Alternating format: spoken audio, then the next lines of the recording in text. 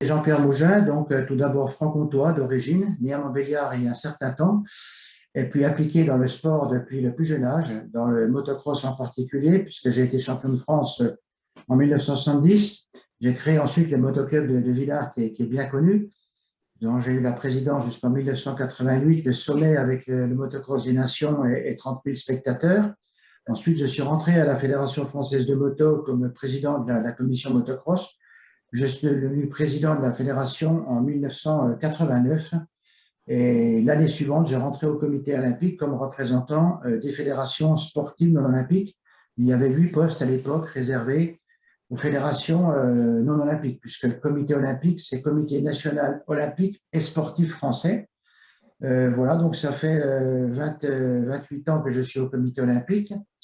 J'ai quitté la Fédération française de moto en 2008, après 5 mandats. Entre-temps, je suis devenu le président créateur de la Fédération européenne de motocyclisme, qui a été créée à Paris. Je suis devenu premier président de la Fédération internationale de moto. Et je suis en parallèle président de l'Association française pour un sport sans violence et pour le fair play, qui est un membre associé du CNOSF. Je suis également président du groupement des professionnels des sports mécaniques. C'est toujours frustrant. Il faut savoir que dans le cadre des Jeux olympiques de Paris 2024, il y a eu un appel à candidature pour des fédérations non olympiques. Il y avait 24 candidats. La moto s'est positionnée, puisque moi j'ai été désigné il y a 2 ans par le nouveau président de la FIM comme spécialisé, enfin conseiller en charge de l'olympisme. Et donc on avait candidaté pour Paris 2024. Malheureusement, nous n'avons pas été retenus parce qu'il y avait un choix à faire et les sports mécaniques ne sont pas forcément aujourd'hui la priorité du mouvement olympique. Et donc, nous nous sommes rabattus sur les Jeux européens qui auront lieu en 2023 à Cracovie, en Pologne. Et donc, là, on a eu gain de cause puisque la décision est en train de se prendre. Le trial, la moto trial électrique va être incluse dans les Jeux européens de 2023 à Cracovie. Donc, c'est une grande nouvelle. Et c'est une petite porte d'entrée, mais ça peut peut-être derrière imaginer d'autres possibilités.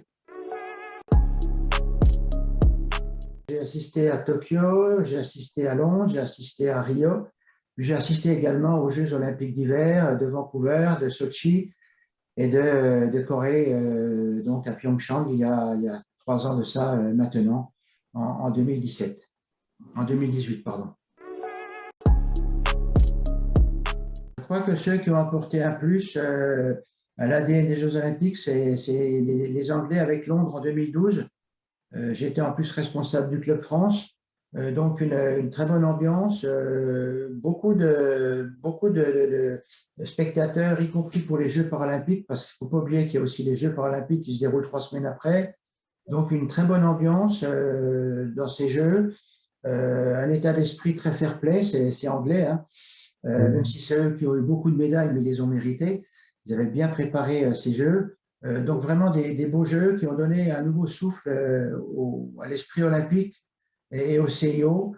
Les Jeux de Rio étaient un autre état d'esprit, beaucoup plus, je dirais, conviviaux peut-être, parce que bon, le Brésil, c'est sympathique, c'est ensoleillé, c'est la fête souvent là-bas. Un autre état d'esprit, voilà, différent, mais je pense que c'est les Jeux de Londres qui m'ont peut-être laissé le plus grand souvenir. On avait un Club France, on a accueilli 6 à 7 000 personnes tous les jours, spectateurs, et donc c'était vraiment une très belle fête, très bonne ambiance, et voilà, qui a permis de célébrer les champions, enfin les médaillés français dans des très bonnes conditions sur le hall Benigate, donc au bord de la Tamise, vraiment très, très, très beau jeu. Il y a 2 choses sur le village olympique. C'est sûr que bon, les Français ont un gros espace au village olympique. C'est un petit peu l'état d'esprit, disons, positif, festif dans le village, enfin dans les équipements qui abritent les Français. Au niveau du réfectoire également, puisque tout le monde déjeune ensemble avec 30 menus différents selon les habitudes des us et coutumes de chaque pays. Et donc là, il y a une certaine ambiance également quand les Français se retrouvent à table. Mais c'est vrai qu'on sent bien quand même qu'en toile de fond, l'objectif de ces athlètes, c'est le résultat sportif, c'est la performance, c'est la médaille. Donc, on ne vit pas ça comme une grande fête traditionnelle. On vit ça comme une fête à certains moments. L'état d'esprit est là, l'état d'esprit France est là. Il y a une très bonne collaboration. L'encadrement est là aussi pour accompagner les athlètes, les préparer. Voilà, donc c'est vraiment deux visages. Un visage où l'équipe française est ensemble et vit ça de manière positive.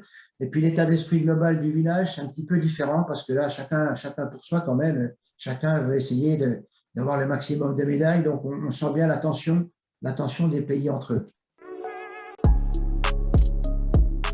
Tellement de beaux moments. Je pense qu'un moment fort de Rio, c'est que les premières médailles, c'est l'équipe de France d'équitation qui a gagné la médaille d'or.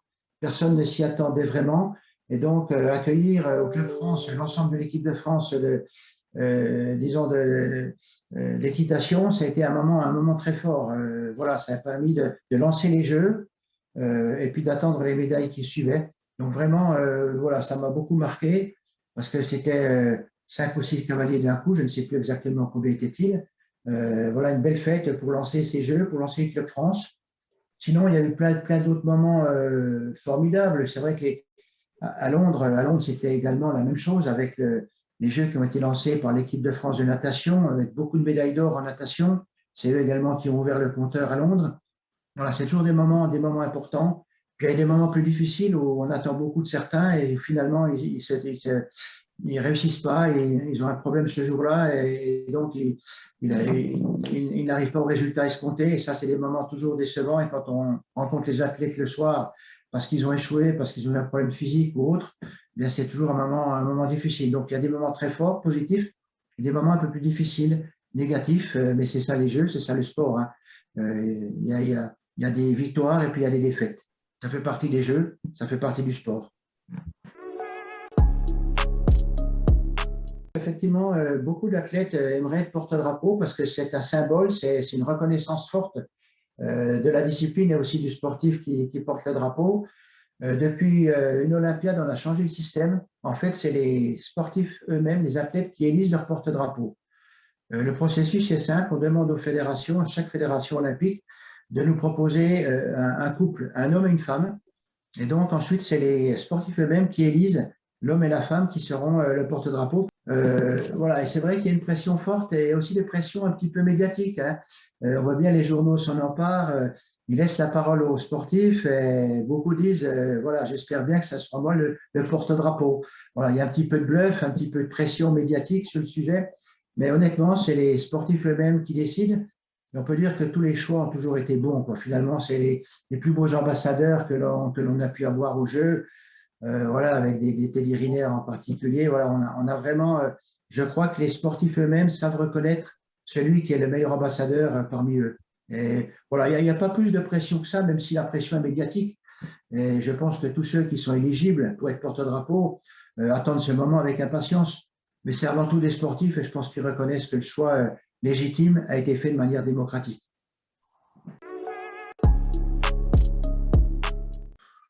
C'est vrai que Teddy Riner fait partie des chouchous de tous. C'est vraiment un emblème, une position forte. Non, mais je pense que tous les sports et tous les champions sont beaux. Et moi, je suis impressionné parce que lorsque je suis au jeu, j'aime voir toutes les disciplines. C'est magnifique, quoi. Quand on voit, je sais pas, le water-polo, pour parler de la natation, c'est des disciplines pas souvent, qu'on ne voit pas souvent.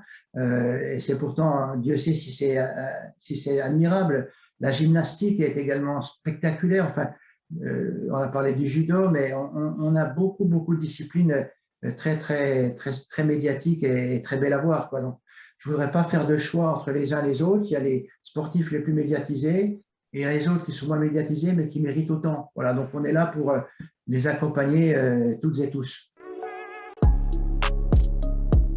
Paris 2024, c'est vrai que les Jeux n'ont encore pas lieu, c'est en 2024, mais je peux vous dire qu'on en parle déjà beaucoup depuis l'attribution en septembre 2017 à Lima, où j'étais présent. L'équipe d'organisation, le COJO, un comité d'organisation des Jeux Olympiques, s'est mis en place et donc souhaite faire de ces Jeux des Jeux, je dirais, un petit peu inoubliables, qui s'appuient sur trois piliers importants. La célébration, c'est la réussite des Jeux proprement dit, à ce que les spectateurs ou les téléspectateurs vont voir, c'est quand même 4 milliards de téléspectateurs, c'est 13 millions de spectateurs, en tout cas je l'espère, c'est 206 nations, c'est 28 disciplines plus 4 disciplines nouvelles, 32 disciplines, 22 en parasport. Donc la célébration, on souhaite en faire quelque chose d'exceptionnel avec des sites symboliques, avec le Grand Palais, avec le Château de Versailles, la Tour Eiffel, les Invalides. Voilà, on veut montrer au monde finalement qu'à Paris, il y a tellement de belles choses merveilleuses qu'on voudrait que les Jeux puissent s'appuyer sur ces espaces symboliques, le Champ de Mars également. Le deuxième levier, c'est l'héritage, c'est-à-dire créer un impact décisif pour créer au niveau de la population une véritable envie de faire du sport demain. Et l'objectif, c'est de faire de la France une nation, une véritable nation sportive. Et donc, on travaille dans ce cadre-là pour justement mettre les jeunes à l'école en mouvement. On souhaite mettre les jeunes avec 30 minutes de sport minimum par jour, mais pas que les jeunes. On souhaite en faire des jeux inclusifs et solidaires avec une formation qualifiante pour tous. C'est quand même 50 000 bénévoles qui vont être recrutés, formés. Voilà, donc des jeux plus verts également au niveau environnemental qui laissent une empreinte environnementale la plus faible possible et qu'on en parle. Et puis le troisième, c'est créer un mouvement inédit depuis Lima jusqu'aux Jeux avec une animation permanente avec le Club de Paris 2024, avec le label France Terre de Jeux. Voilà, il y a beaucoup de communautés d'agglos, de communautés de communes, de départements. C'est ça les trois objectifs, célébration, engagement et héritage. C'est les trois piliers forts des Jeux de Paris 2024. Oui, la France sera prête. Disons, la notoriété des Jeux augmente régulièrement. Je crois qu'aujourd'hui, si on pose la question comme ça brutalement à un passant de la rue, 95% des passants savent qu'il y a les Jeux à Paris en 2024. C'est quelque chose qui est aujourd'hui connu et répandu. Maintenant, être certain que chacun va être motivé, mobilisé pour faire du sport et pour en faire un véritable événement pour lui-même, pour sa famille, pour ses amis, etc. C'est vrai que c'est un petit peu plus dur, mais je pense que ça va monter en puissance avec les labels Terre de Jeux dont on parlait tout à l'heure, Génération 2024, les amis de la jeunesse qui en 2024 aura 3 ans de plus ou 4 ans de plus qu'aujourd'hui. Je pense que ça va monter en puissance. On aura de plus en plus de signes forts justement qu'on s'approche des Jeux. On aura également, à partir de 2 ans avant, les équipes étrangères qui viendront se préparer au climat européen, au climat français. Ils vont rayonner dans toute la France. Il y a des centres de préparation aux Jeux qui sont en train d'être définis aujourd'hui. Voilà, et là, on sentira peut-être d'un peu plus près ces Jeux olympiques parce que la presse quotidienne régionale, les télévisions vont finalement faire le maximum de reportages sur ces équipes qui se préparent en France en vue des JO de 2024. Je pense que ça va être une montée en puissance lente, mais forte et solide. Aujourd'hui, on a une très bonne image, les Français ont une très bonne image des Jeux Olympiques de Paris 2024, même s'il y a toujours des gens qui mettent en avant d'autres problématiques qui ne concernent pas directement le sport. Je parle de l'environnement en particulier, qui peut aussi poser des questions. Lié à la moto, je pense que ma plus belle rencontre, ça a été quand j'ai pu discuter à plusieurs reprises et voir Valentino Rossi dans les paddocks ou sur la ligne de départ. Pour moi, c'est vraiment un phénomène. C'est quelque chose d'exceptionnel quand on est dans les sports mécaniques et dans le sport moto.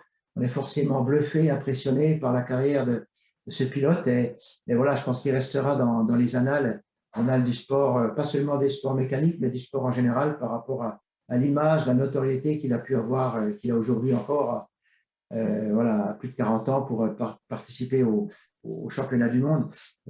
C'est peut-être lui qui m'a le plus impressionné. Sinon, c'est sûr qu'un Teddy Riner, c'est également quelqu'un que j'ai côtoyé au Jeux de Rio. On était dans le même hôtel, etc. On prenait le petit déjeuner avec lui le matin. Il était avec son gamin. Voilà, c'est impressionnant de voir un grand champion comme ça qui prend son café avec toi le matin et son gamin à côté. Ça, c'est des moments inoubliables, c'est vrai, venant de Teddy Riner. Voilà. Et puis qui accepte de se prêter au jeu, se faire prendre en photo, etc. C'est vraiment, là aussi, un grand champion. On le reconnaît pas seulement à sa victoire, à sa notoriété, mais aussi à son côté relationnel, sympathique, l'image positive qu'il peut dégager. Et c'est le cas de Teddy Riner. Un peu comme Valentino Rossi d'ailleurs, dans un autre domaine. J'espère que je serai à Paris, hein, j'espère en tout cas. Et peut-être aurai-je quelques missions particulières à faire. Je suis en charge de l'emploi, de la formation. Et Dieu sait s'il y a un gros travail à faire pour former ces 50 000 bénévoles. Voilà, on est en train de travailler sur un projet qui s'appelle l'Académie du 2024, dans lequel je représente le Comité olympique et sportif français. Il y a également le CPSF et donc le COJO. Et donc, on est en train justement de préparer les programmes de formation de ces personnes-là. Il y a également la formation de toutes les entreprises qui vont travailler pour construire les équipements et puis tous ceux qui vont travailler pour faire en sorte que les Jeux se passent le mieux possible. Donc là, je pense que je pourrais avoir un rôle à jouer pour accompagner le COJO Paris 2024 dans ce domaine de la formation et de l'accompagnement de tous ceux qui vont faire les Jeux en 2024.